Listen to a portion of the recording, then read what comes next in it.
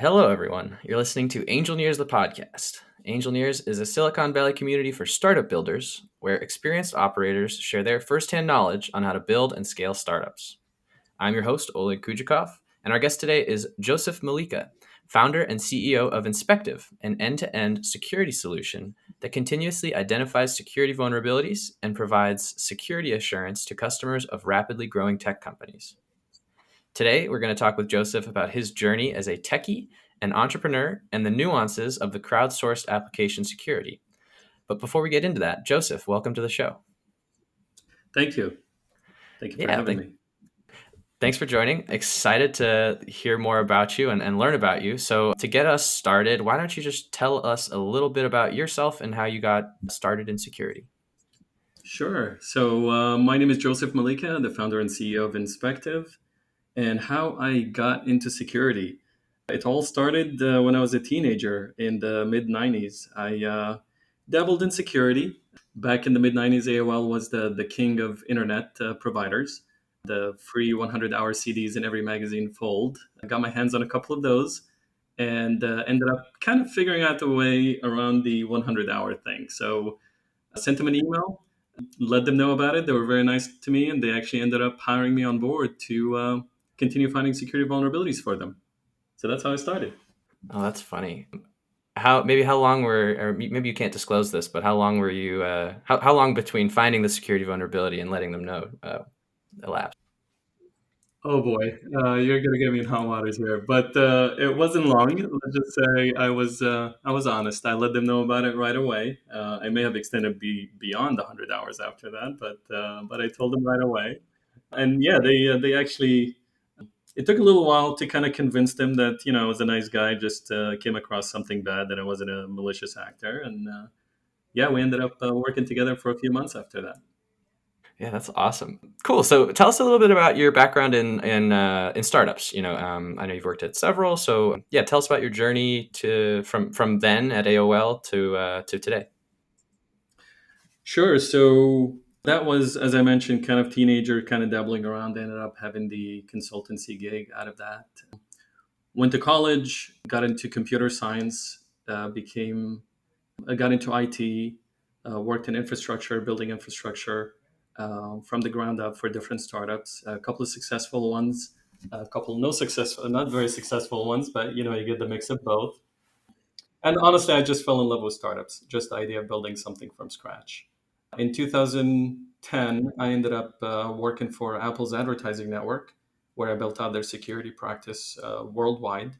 I did that for about 4 years. Then I went and worked for Verizon Digital Media, which is the Verizon business unit that ended up acquiring Yahoo and AOL. So my life came full circle, where I ended up actually working for AOL towards the end of my career. Oh, go figure. That's funny. I'm sure they'd fixed the vulnerability by then. Well, you told them about Oh it, so I'm yes. sure. I was actually looking for the person who I emailed with, but it was quite a few years. I forgot everybody's names by then. Oh, that's awesome. Okay, so that's a little bit about your background. Tell us about the company you started, and yeah, just what's the elevator pitch for Inspective? Sure. So I'll tell you kind of how I got started with the company. So the idea itself is, how do you build a security team from the ground up? That's kind of something that I became good at, if you will, in the last couple of companies that I worked at. And the challenge that I faced was essentially, how do I cover 100% of the attack surface? And how do I leverage every resource that I have, every tool that I have? I can hire some people, I can buy some tools off the shelf, I can build my own internally to ensure the security posture of the organization. But regardless of how hard you work, it's still a challenge to cover 100% coverage of your security posture. Basically, you have to be right 100% of the time, and the bad actors have to be right once. So, how do you make sure that you have that coverage across all of your organization? So, that was the challenge. And of course, the bigger the companies, the I don't want to say the easier the challenge, but you have more access to more resources to address those challenges. You have more tools that you can afford to buy, more resources that you can afford to hire. But the earlier stage, the company, the more challenging it is because you don't have the same resources, you don't have the same tools or the capability to hire those engineers. So that's where the idea of crowdsourcing came about. I worked with some of the platforms in the space when I was working at Verizon, and had great success with them. I know they're considered my competitors, but I actually call them my best friends. We're still on good terms. They address that market, and they did a great job leveraging a community of security researchers to provide that continuous security assurance for their customers. So the differentiator that we're taking or the approach that we're taking is to address the market that is below that Fortune 500 mark. How do you leverage the same security researcher pool to provide that security assurance for those companies without the company having access to the same internal resources that those big organizations have? Basically, they don't have people like me working there or the team that I had working there in those organizations to deal with the security researchers every day to continuously look for security vulnerabilities, and that's where we provide that resource.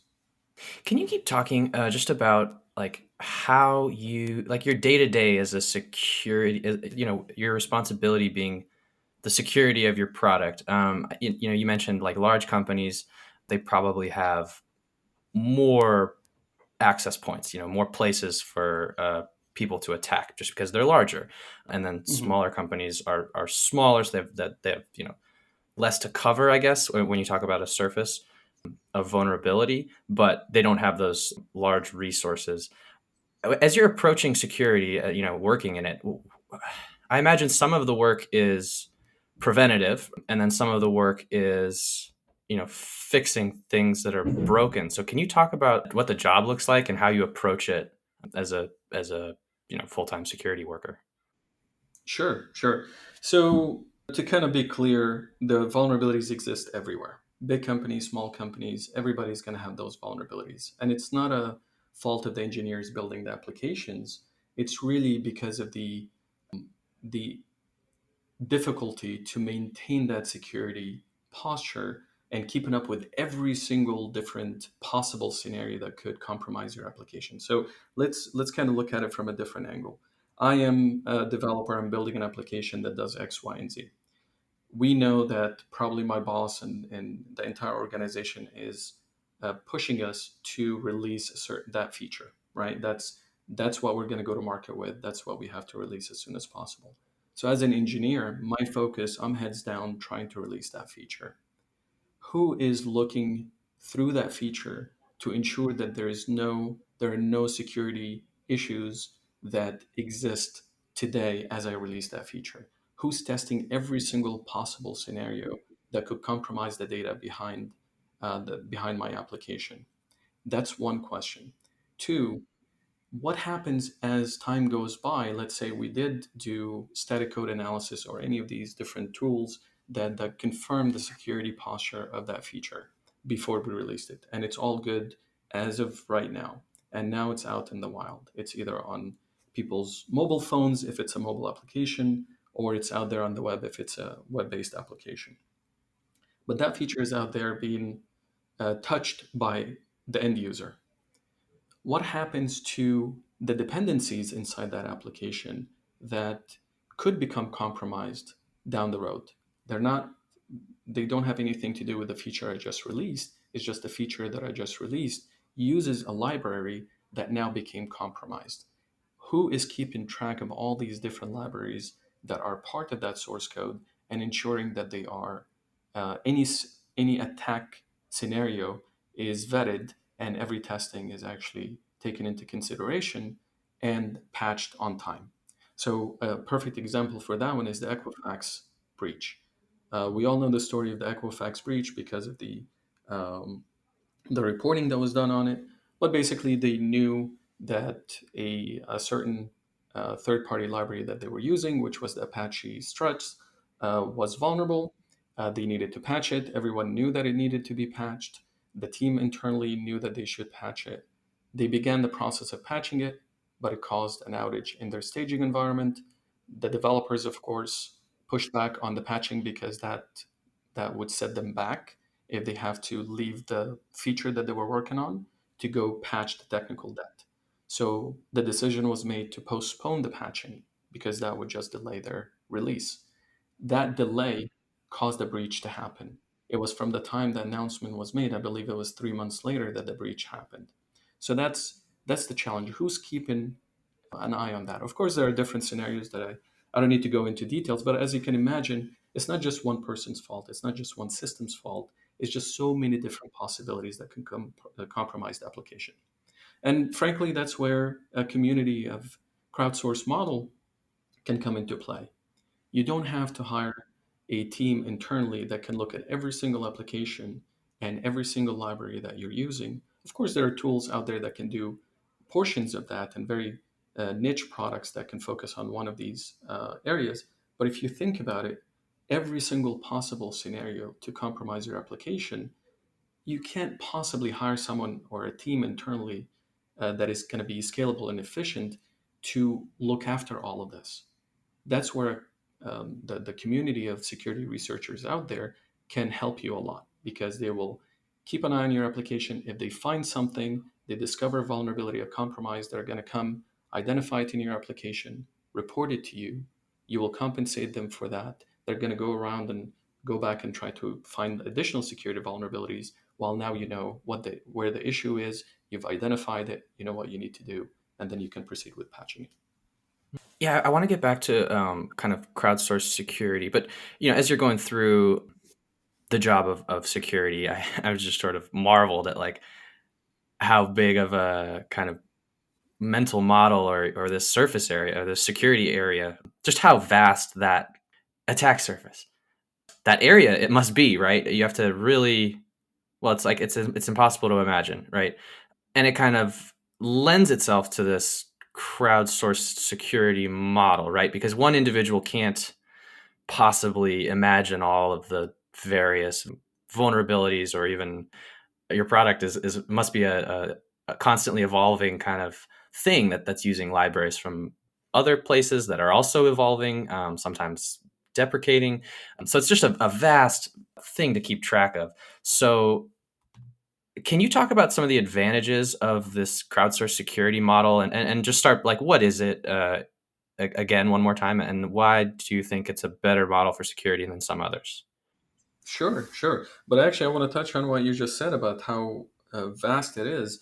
We're only talking about the application security side of security, and we're essentially also talking about the red teaming side. So, the red teaming is basically the attack simulation side of that. So many different other areas of security that I haven't even touched on, right? You have the network security side where you're blocking ports and ensuring that there's no traffic, malicious traffic coming in, the DDoS attacks, and everything of that nature.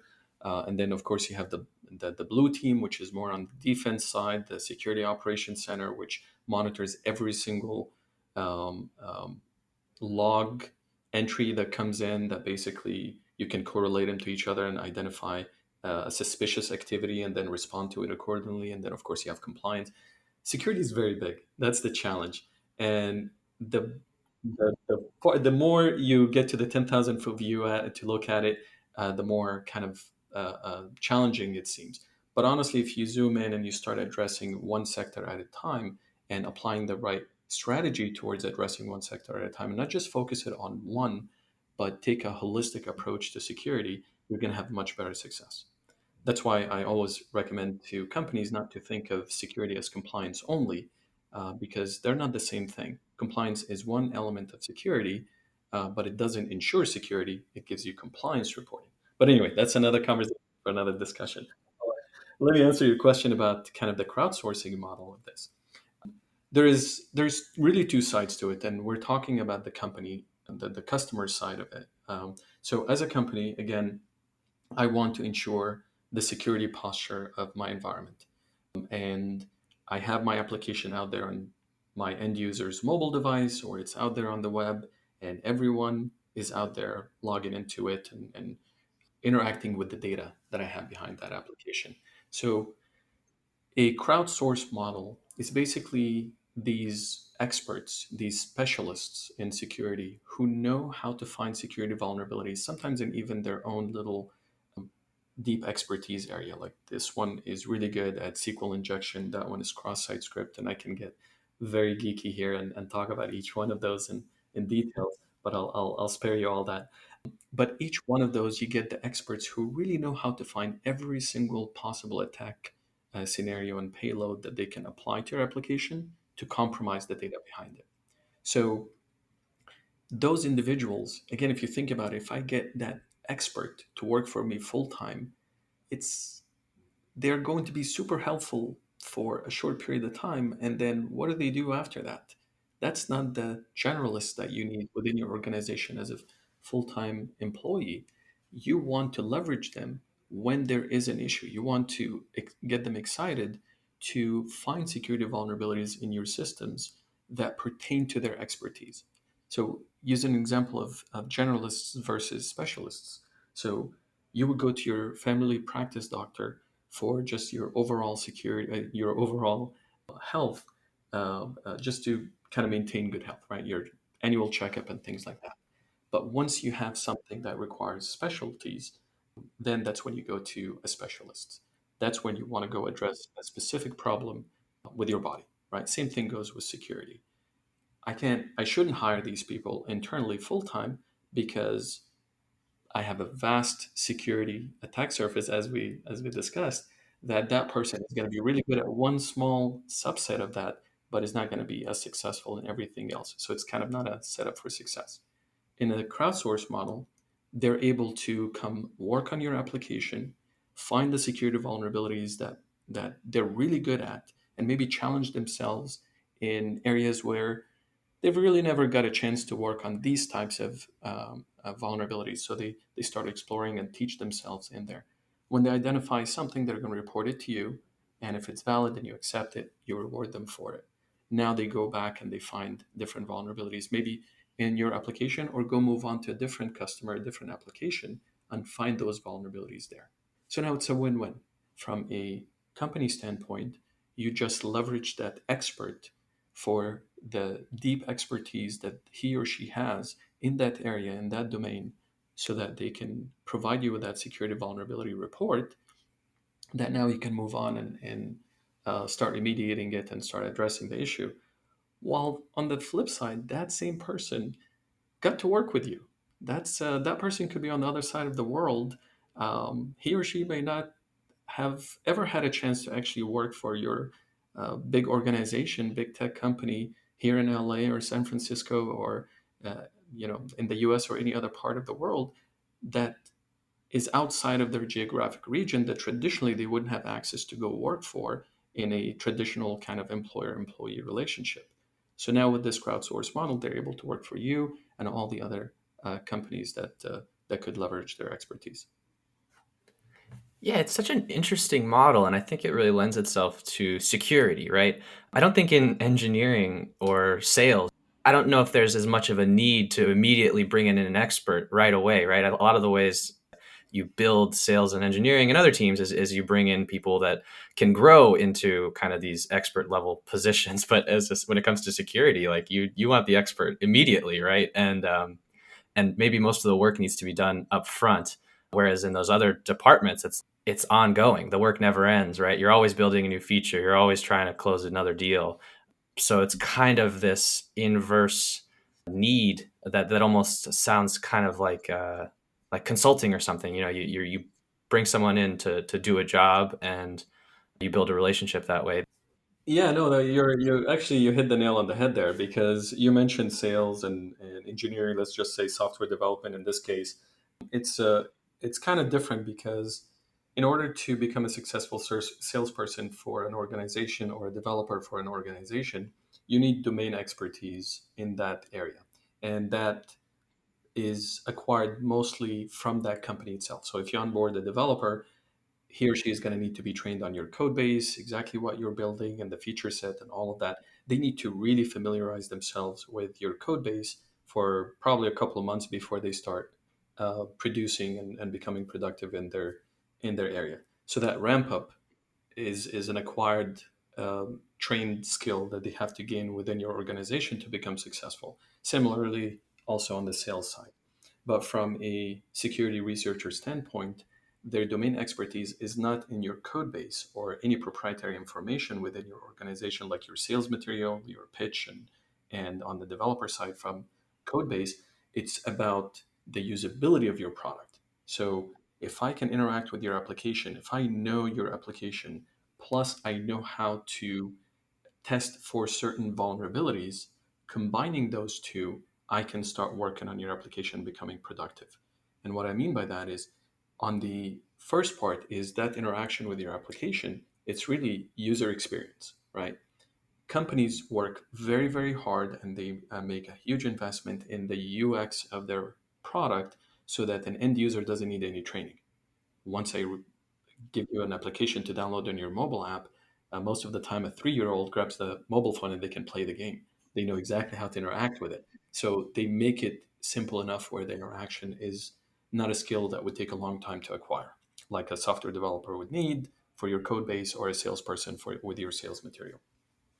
And the second half of it is that security researchers' expertise in finding those security vulnerabilities and what to look for and how to test for it and how to report it and how to communicate it to the customer, to the company.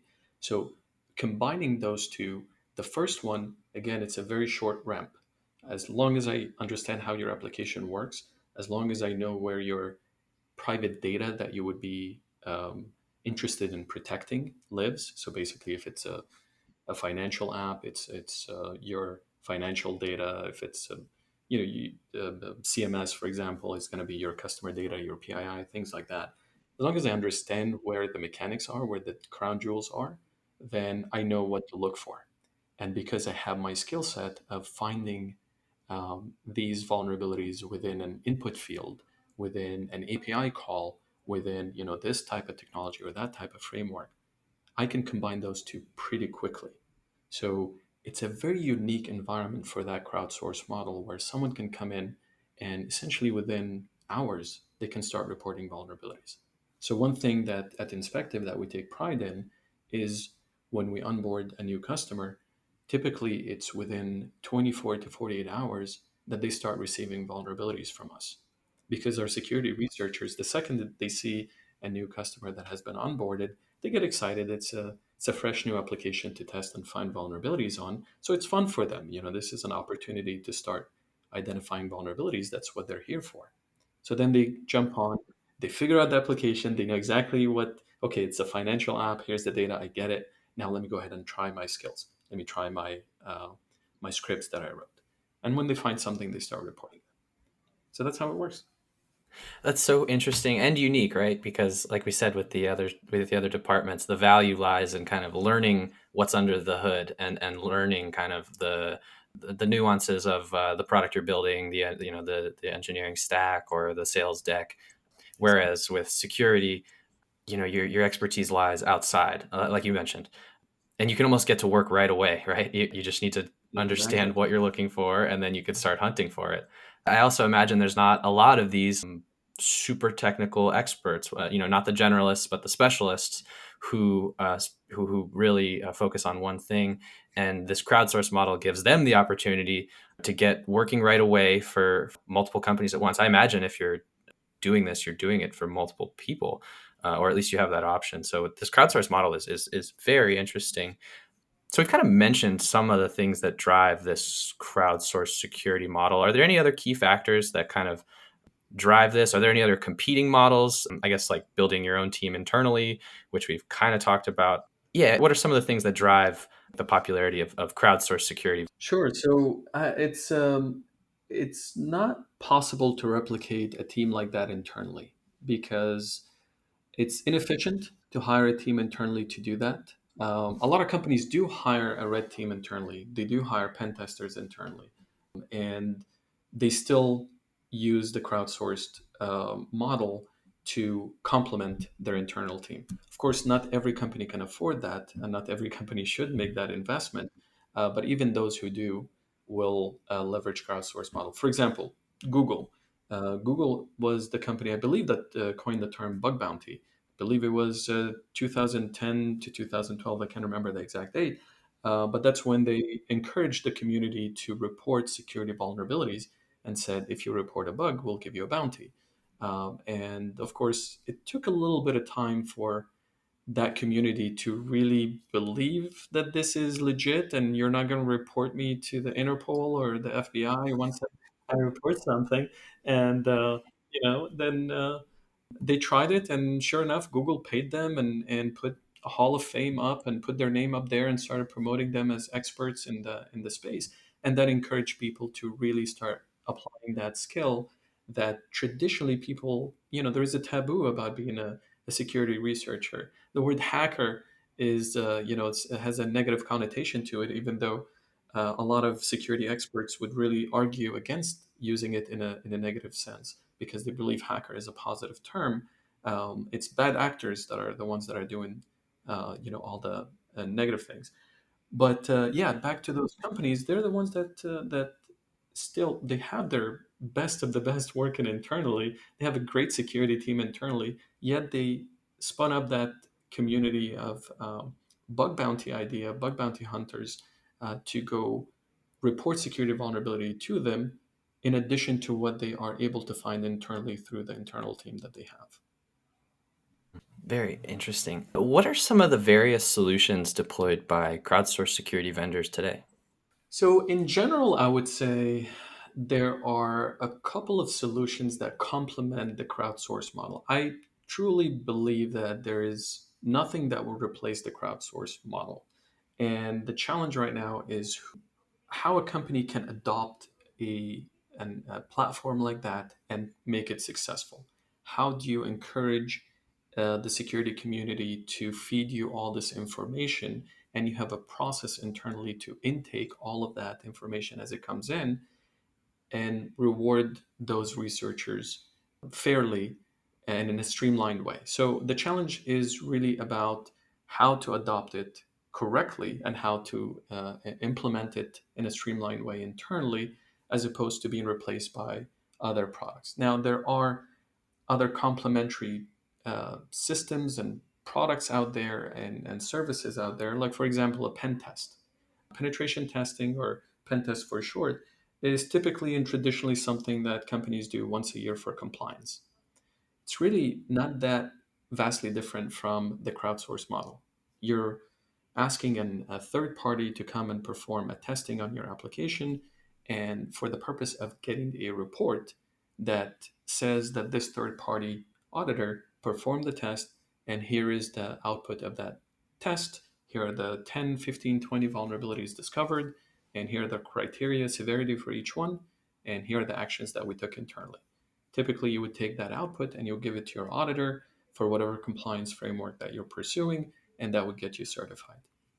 So the idea was there.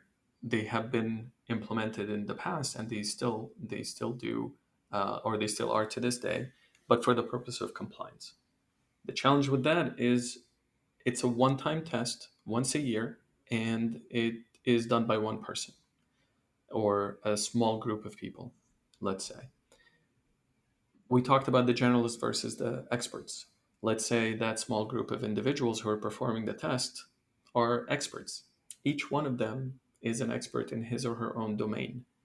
You can't get the 100% coverage when you have specific handful of experts looking at their area of expertise within your application.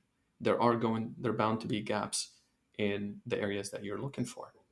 Two, it's time bound. So if I'm asking someone to come and perform a pen test over the span of the next 2 weeks, and then I'll call you again next year, what's going to happen after 2 weeks? What what about all the new features that I'm releasing for the remaining 50 weeks of that year? I'm not going to stop developing my application. I'm not going to stop adding new features there that potentially could introduce new vulnerabilities.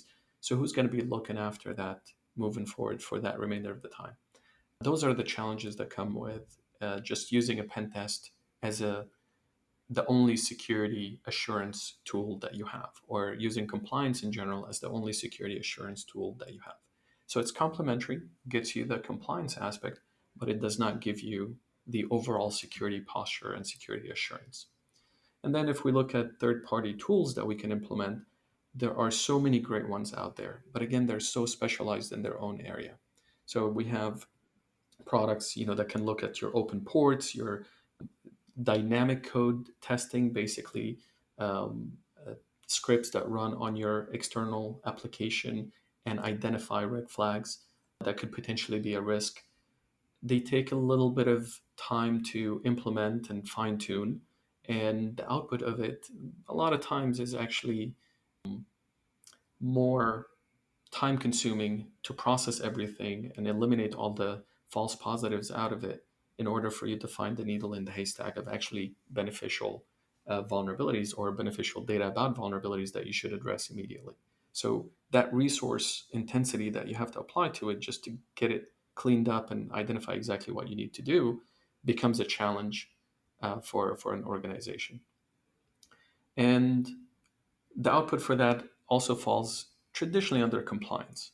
That's something that most compliance frameworks would require. So it falls under kind of the same thing as a pen test.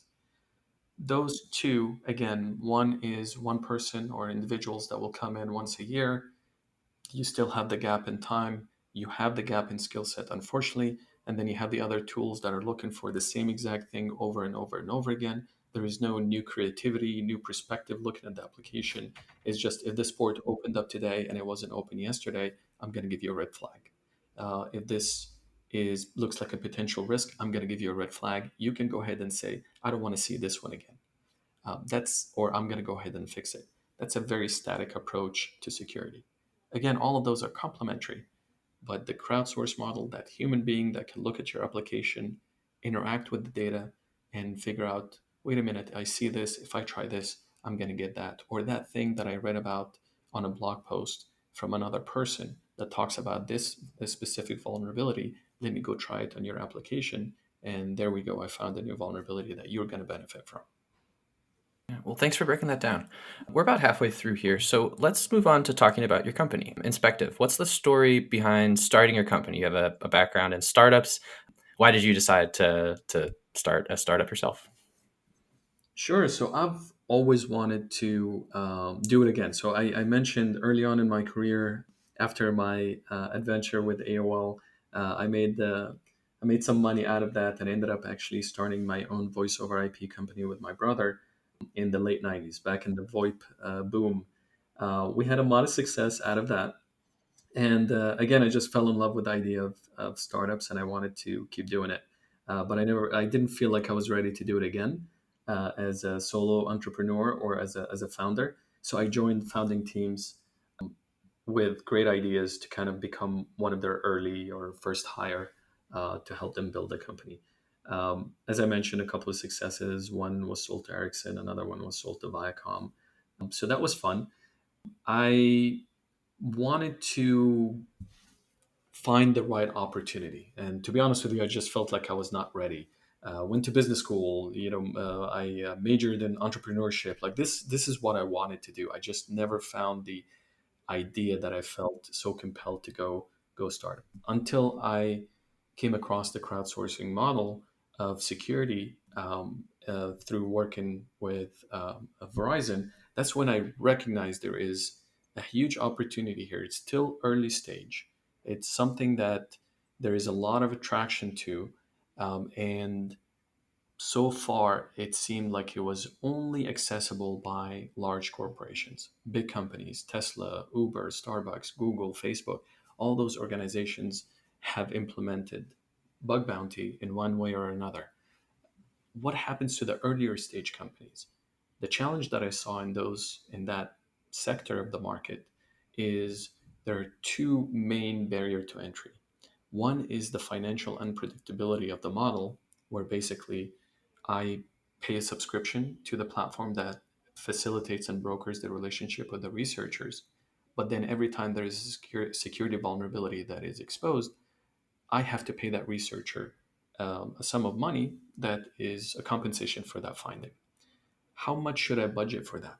I don't know. And for a company that is not a Fortune 500 company, that's almost an impossible thing to do, to start an engagement where you don't know how much it's going to cost you.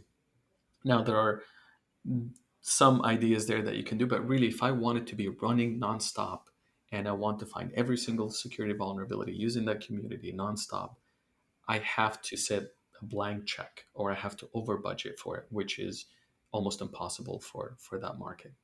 The second challenge is the operational overhead. As I mentioned, most of the companies that we are talking to don't necessarily have their own internal security team. Or if they do, it's a very small security organization that's already stretched thin enough as it is. They're not looking to onboard another tool or another platform that's going to add more overhead to their operation. They're already tapped out. So how do you provide them with the need that they obviously have? How do you solve that problem? How do you address that pain for them without saying you must give us a blank check or just put a lot of money in this thing and hopefully that's going to be enough? Or two, or on the other side, without having to say you're going to have to hire someone internally or I'm going to add more workload on your existing team in order for you to deal with those security researchers as vulnerabilities start coming in. So those were the two challenges that I identified in this beautiful platform solution that's already out there. As I mentioned, we're not the only one in the bug bounty space. We have great colleagues out there that are solving this problem, but they're addressing it for the Fortune 500 or the larger players in the market. We wanted to come out and address those two needs so that we can help provide that same value to those organizations that cannot currently reach into that market or into that platform solution that exists today. So ours is a subscription service. You're paying a fixed cost that does not fluctuate based on the number of vulnerabilities that we deliver. It's the same security community that works on all the other platforms because, as you mentioned, those researchers, they're excited to apply that skill towards every company that they can. They're not tied down to a specific platform or a specific organization. They don't work for Google, they don't work for Facebook. They're more than happy to provide the same vulnerability if it exists in Google and in Facebook to provide it to both of them. So if Google happens to be our customer and Facebook happens to be with the other platform, they will work on our platform and the other one. So that's the first challenge that we're addressing is that subscription model to eliminate that financial unpredictability. The second challenge that we're addressing is the operational overhead. Again, I was able to build a team internally at Verizon where I was able to facilitate all of that communication that was coming from the security researchers. So frankly, I got access to an opportunity to streamline that process internally for the organization. And I knew how to make it move faster, how to take all the raw data from those security researchers and turn it into valuable information that my executives can read and understand, my developers can read and understand, and my auditors can read and understand. So we've built that team internally here that can work on behalf of all of our customers to facilitate the communication between the researchers and our customers. So data comes in from our researchers, we take it, we are communicating with our researchers, we are determining the payout to them, and all of that is on behalf of the customer so they don't have to deal with all that operational overhead. And once we accept something from one of the researchers for one of our customers, we then award that researcher, they go away to find more vulnerabilities while we take that, polish it, and give it to our customer. Okay, so there's a lot there. You've kind of told us what separates you from other maybe competitors in the space. You talked a little bit about how competitive the space is, and a little bit more even about your how you guys are innovating. Can you talk about building the team going back to 2018 all the way to today? Sure. So I actually started the company with a good friend of mine. His name is Clark Landry. He's one amazing entrepreneur that I've known for over 15 years. He's actually one of the co-founders of one of the companies that I got to work with early on in my career. The one that we sold to Viacom in 2008. So I've kept in touch with him. The guy is an amazing entrepreneur. He knows every investor in the area. He's actually an incredible investor and founder himself. I reached out to him and I told him the idea that I have, and I said, "Let's. This is what I want to do." And to be honest with you, I thought I was pitching him to maybe get an angel check. He ended up saying, "You know what? I love your idea so much. I'm willing to quit what I'm working on and come and start this with you." So that gave me a lot of confidence right there. And I said, okay, let's do it.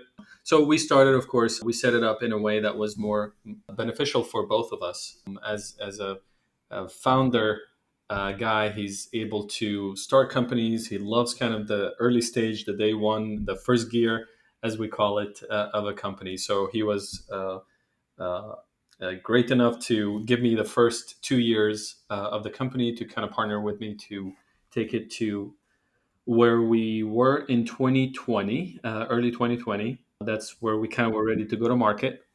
And then the pandemic hit. We thought kind of things were going to slow down to a screeching halt, but we were fortunate and blessed enough that things actually took off, and the team was absolutely amazing. We had a very, very lean team at the time. We were about to ramp up and go big, but of course, this pandemic happened, so we needed to figure out what's next. Ended up signing on a lot of great customers. Some actually were clients of our competitors, and they came to us along with customers that never had a solution like that in place, and we're able to convince them that this is a solution that they need. We ended up hitting profitability. We then went out for a full seed round in November, and that was an incredible opportunity to kind of talk to every great investor in LA and the Bay Area and elsewhere. And it was a great time. Um, and here we are. We have been on a hiring spree since we closed the round in November. I think we've hired about 15 people since then. Well, congrats. Everyone remote, Thank you. right? Everyone remote. I mean, we've embraced the whole idea of crowdsourcing, so it behooves us to kind of keep that whole model of remote. But that's actually an interesting point. I don't see the so the interesting thing that happened out of the pandemic is companies now were able to restructure their operations to work remotely. And that's going to be an interesting opportunity for companies to really evaluate the requirement of having a geographic radius of talent pool. So traditionally, we've been hiring people within a certain radius from our office or from one of our offices in order for them to um, be part of this organization. Now that you are not limited by that geographic location, if I'm here in LA and my employees in LA, both of us are working remotely anyway. So why do I have to be restricted by LA market? Why can't I get this incredible person who happens to be living in Austin or in another part of the country? Let's extend that even outside of the country border. Why can't we go to another country if we can figure out a workflow that works time zone wise, where we have overlap, where we're communicating in a streamlined way? So I believe the that whole remote workforce was really more accelerated by the pandemic as opposed to being created by the pandemic. There were other companies that already started as um, remote first. Pre-pandemic, they started as remote first or remote only.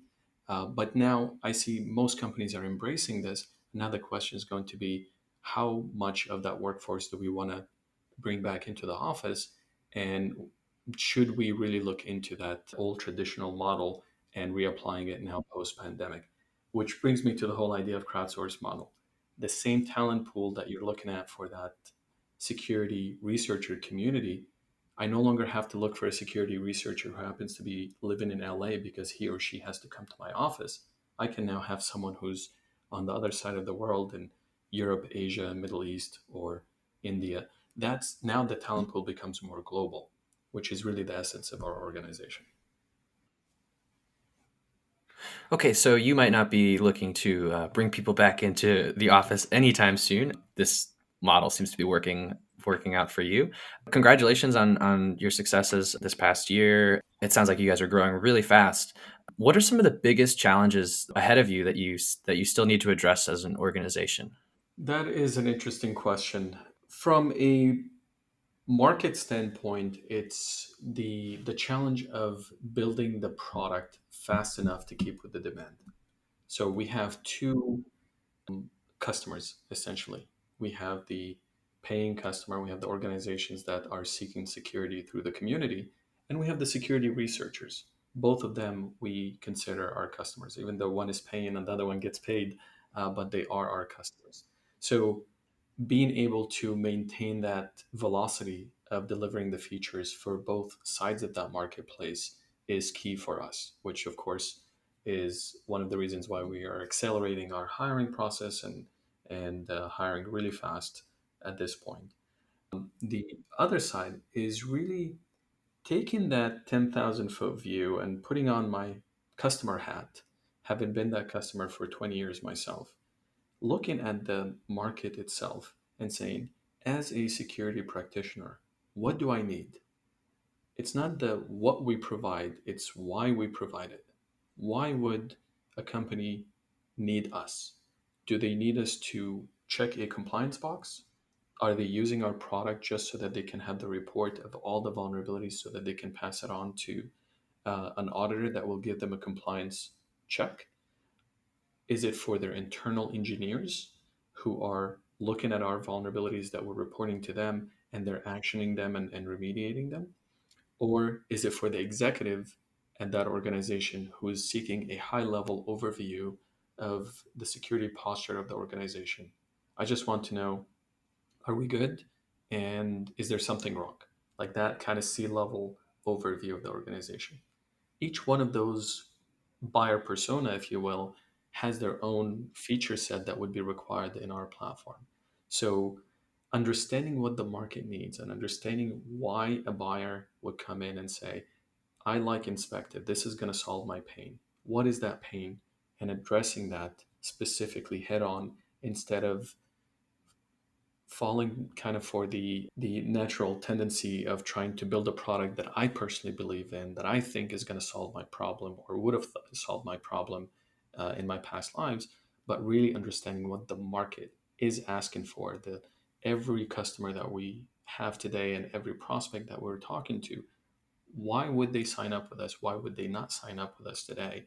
And what is the tool that we can put in there? What is the feature that we can put in there to help that market, to help those individuals? Those are the challenges that I'm kind of looking at right now with my investors, with my advisors. But I think the biggest challenge that you probably can help me with is recruiting. We hired 15 people, as I said, but we are constantly recruiting. So this is something that I'm definitely always looking for the right folks, and it's not just about the rock stars, but the right rock stars.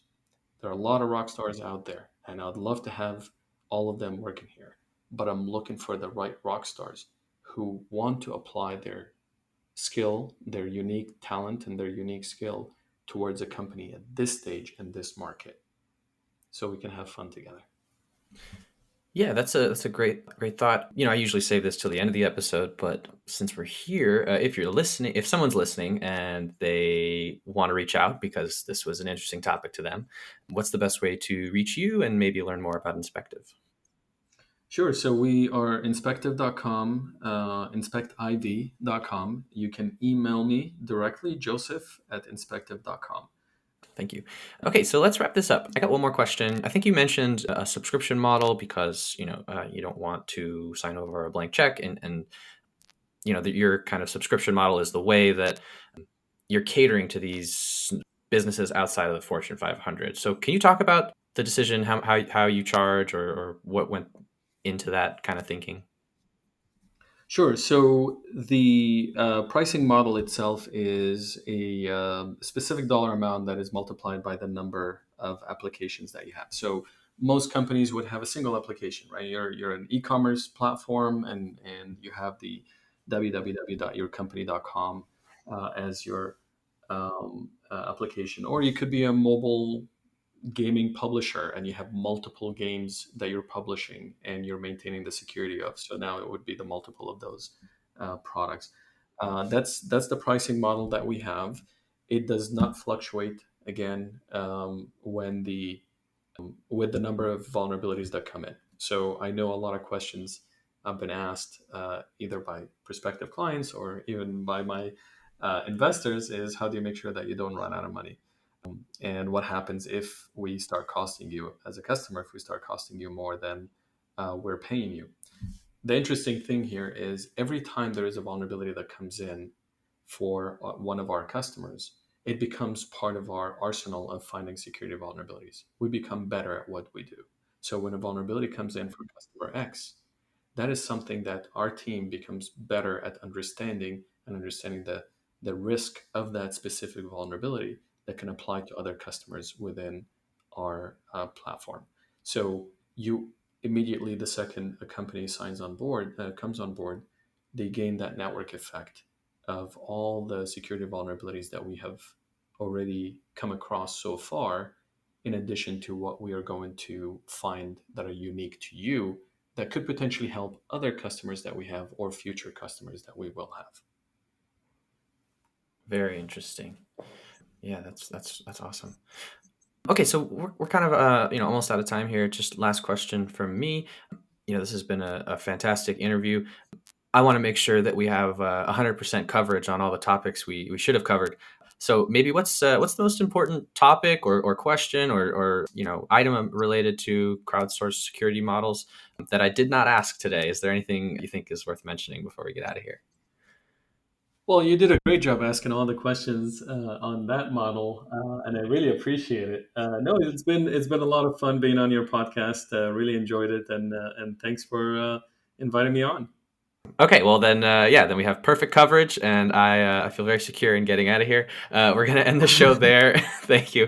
If you liked our show, please subscribe wherever you listen to your podcasts, and send us your thoughts to info@angelnears.com if you're able. Thanks, Joseph, for joining the show today. I learned a lot about security and well, just so much.